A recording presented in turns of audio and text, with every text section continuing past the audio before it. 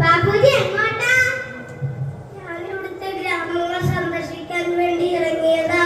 1947 പോയിട്ട് 2025 തിരിച്ചു വരുന്നത്?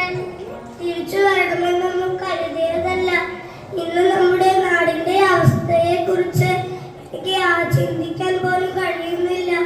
ഇതാണോ ഞാൻ സ്വപ്നം കണ്ട ഇന്ത്യ? ഹിംസയിലൂന്നിയ സത്യാഗ്രഹ മുറയല്ലേ ഞാൻ ലോകത്തിന് കാട്ടിത്തന്നത്? ഞാൻ നടന്നു വരുമ്പോൾ കുട്ടികളായ നിങ്ങൾ ഓരോരുത്തരും എന്താണ് ചെയ്യുന്നത് എന്ന് ഞാൻ കണ്ടിരുന്നു. ഒരാൾ പത്രം വായിക്കുന്നു. എന്താണ് ഇന്നത്തെ പത്രത്തിലെ വാർത്തകൾ?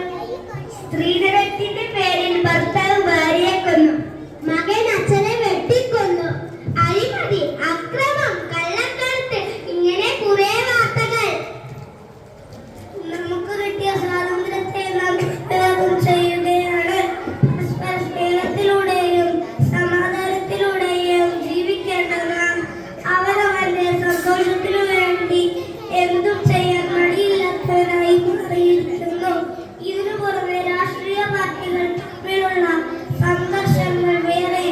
ഇതിന്റെ ദുരിതങ്ങൾ അനുഭവിക്കുന്നതോ പാവപ്പെട്ടവർ. ഞാൻ മാത്രമല്ല വന്നിരിക്കുന്നത്, എന്റെ കൂടെ സരോജിനി നായിഡുവും കൂടി വന്നിട്ടുണ്ട്. നടക്കാനൊക്കെ സ്വല്പം ബുദ്ധിമുട്ടുണ്ട് കുട്ടികളെ. ഇന്നത്തെ നമ്മുടെ ഇന്ത്യയുടെ അവസ്ഥ വളരെ ഭയാനകമാണ്. സമ്പന്നർ എന്നും സമ്പന്നർ, ദരിദ്രർ എന്നും ദരിദ്രർ. ഇതിനൊരു മാറ്റം വേണ്ടേ?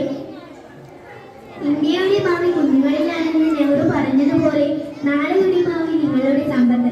ഇതിനുവേണ്ടി നമുക്കൊരു പ്രതിജ്ഞ